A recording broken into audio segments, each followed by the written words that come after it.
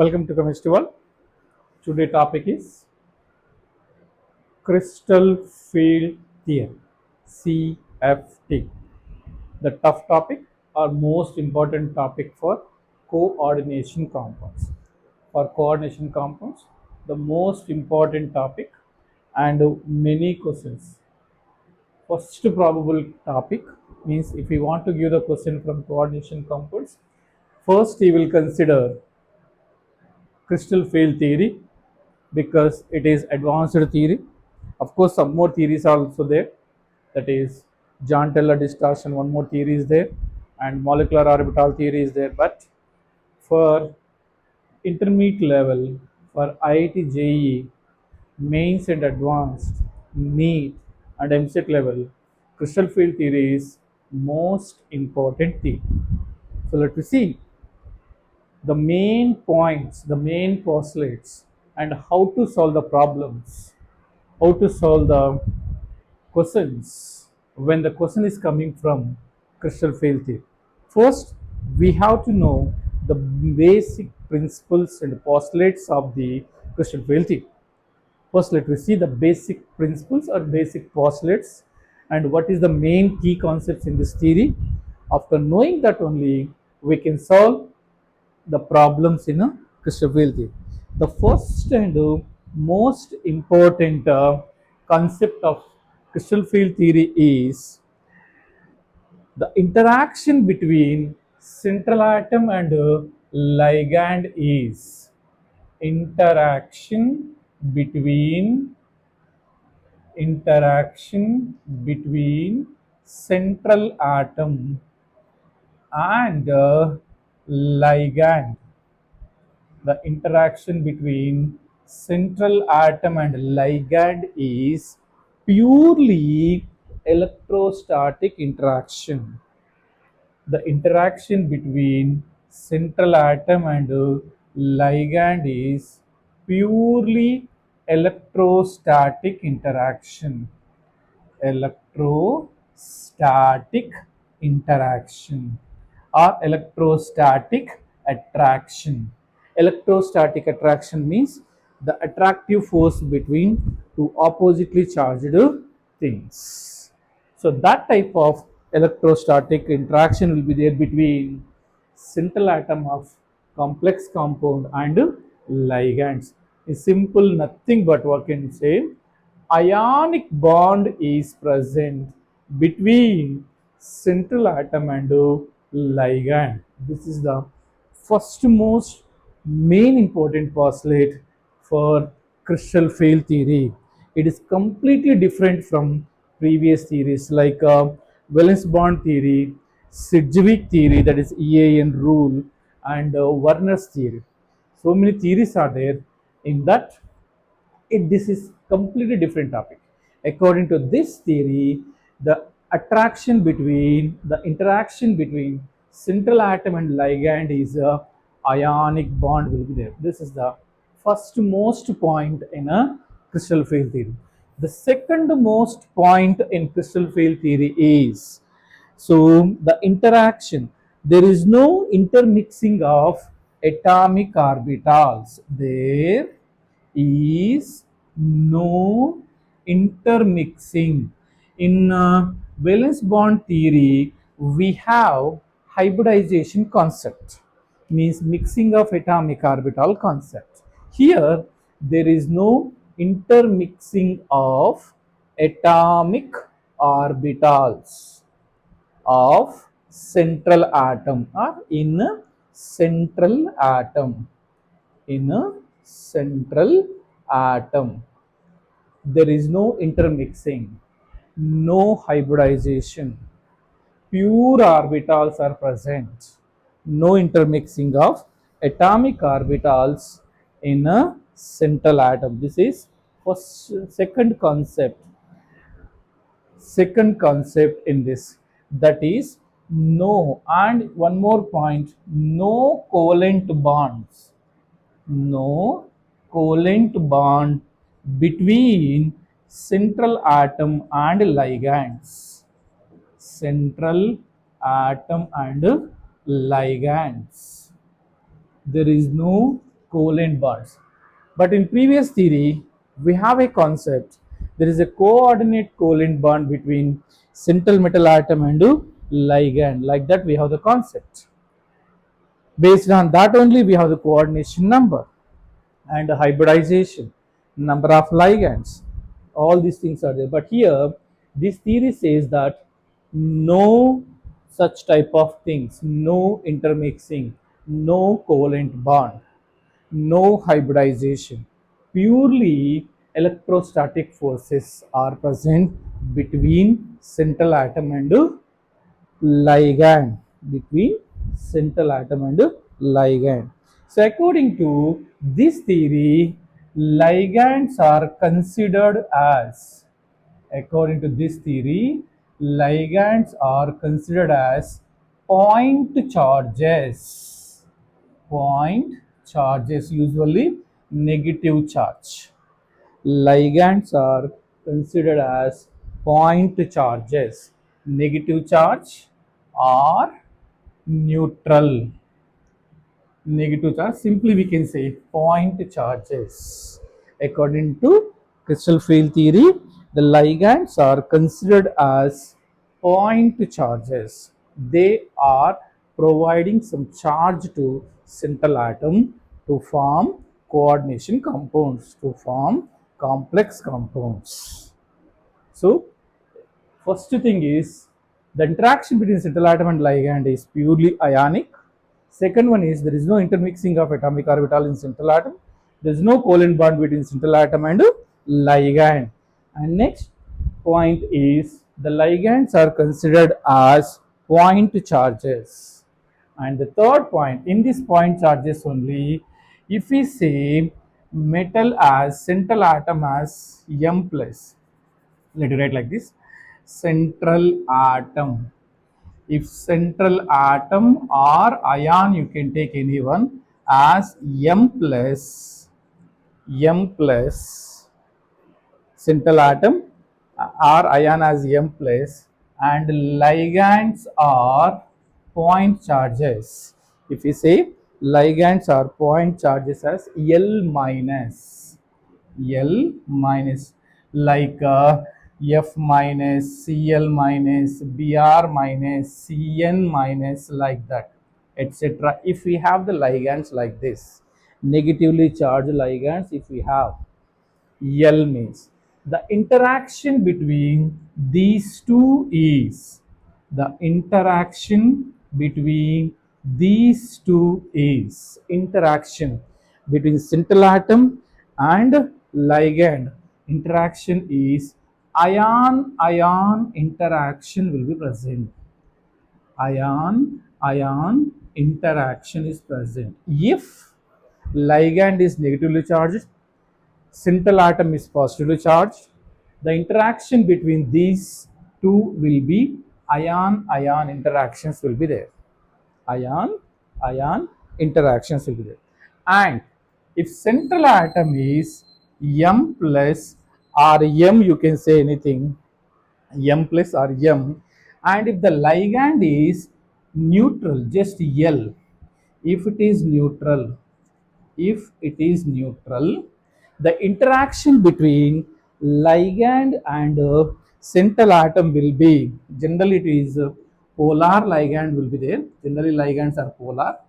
So the interaction between these two is, interaction between central atom and ligand will be ion and dipole interaction will be there. Ion dipole interaction will be there. Ion dipole interaction. Like that, two types of interactions, two types of electrostatic forces, two types of ionic forces are present between ligands and central atom. If the ligand is negatively charged ligand and central atom is positively charged, the interaction between them is ion ion interaction. And if ligand is neutral, usually ligands will be polar. Polar means opposite poles will be there at their ends, and between that ligand and metal we have ion and dipole interaction. So like that, two types of interactions are possible between central atom and ligand according to crystal field theory. That neutral ligands examples you can say as H2O, NH3, CO, etc. You can take any H2O, NH3, CO, and other like alcohols, whatever we take, neutral ligands. The between neutral ligand and metal will be ion and dipole interaction, and between negatively charged ligand and metal will be ion-ion interactions will be there. So like that, third concept, this will be considered as third concept. The first concept of crystal field theory is this. Second concept of crystal field theory is this. Third concept of crystal field theory is this. These are the main concepts for crystal field theory. These are main concepts. And one more fourth concept is, if you know all these things, I'll remove this thing and take screenshot or record this one to get the notes. I'm saying whatever the notes I'm writing on the board, that is more than enough and crucial for solving the problems and understanding the concept. So my best request is, please record the video, or else you can take the screenshot for these points. Better to write down the notes. If you write the notes, you will get perfect idea about this one. And once again I'm saying, my class is more than enough to solve any question which come from crystal field theory.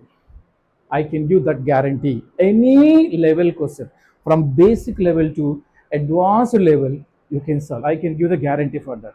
Still, if you are not getting the answer, just message me or send the image to me as a message.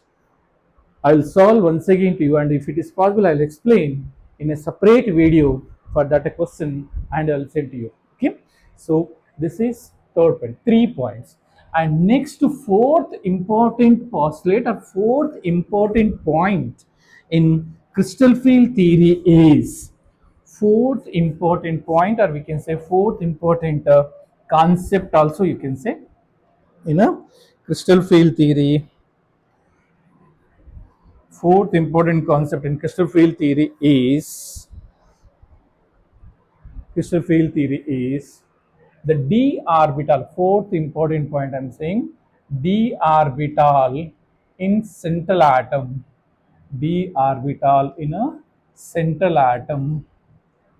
D orbital in a central atom has 5 types. 5d orbital or d orbital, you can take anything. D orbital in central atom, or d orbitals you can say, are 5 types. They are what?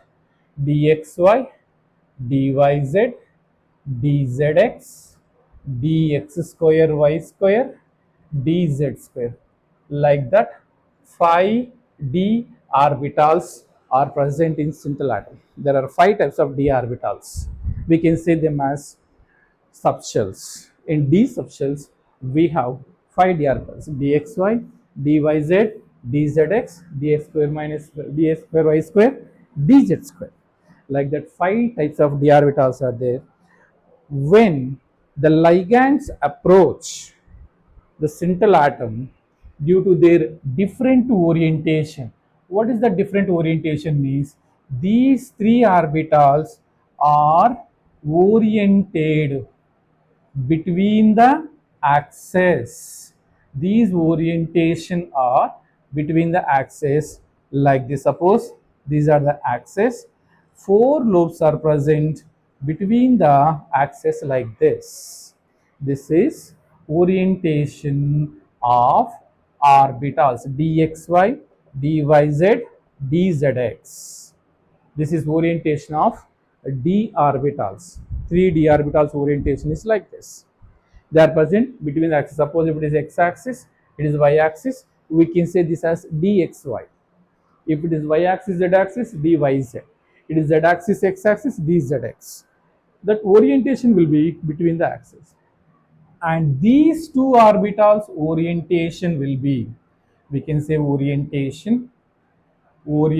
In this case also, the orientation of these 2 orbitals is along the axis.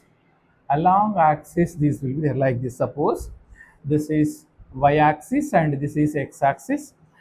This is orientation of orbitals. Means that orbitals orientation present along the axis like this. Along the axis will be there. It is dx square y square or dz square also. The four lobes are present along the axis. Here four lobes are present between the axis. In this case four lobes are present along the axis. Due to these orientations, these three d orbitals have one type of energy, and we can say these as T2G orbitals. These three orbitals are considered as T2G orbitals: dxy, dyz, dzx. These three have same types of orientation, that is between the axis. So we can say these as T2G orbitals. And these two orbitals which have the orientation along the axis are called as EG orbitals.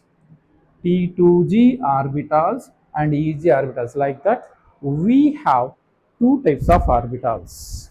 So we can see, we can represent these T2G orbitals like this, and these two orbitals we can represent like this. Just I am writing circles or squares also you can write.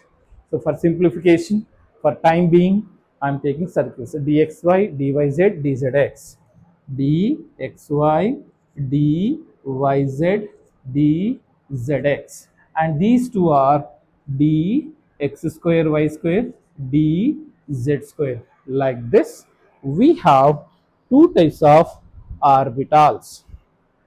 We have two types of orbitals. Means d orbitals of central atom can be divided into two types based on their orientation. Those orbitals which have the orientation between the axis, we can say them as T2G. They are dxy, dyz, dzx. And those orbitals which have the orientation along the axis, we can say them as EG orbitals. They are dx square, y square and dz square. This is one of the point. Fourth postulate or fourth important point for crystal field theory. Once again, I'm saying in just before this video, in this video only in the starting, I wrote three points of the crystal field theory. This is fourth one, and next fifth important point for crystal field theory is, suppose if I take metal as like this with the four lobes of d orbitals. This is d orbital of central atom. If I take central atom, if I take d orbital of central atom, four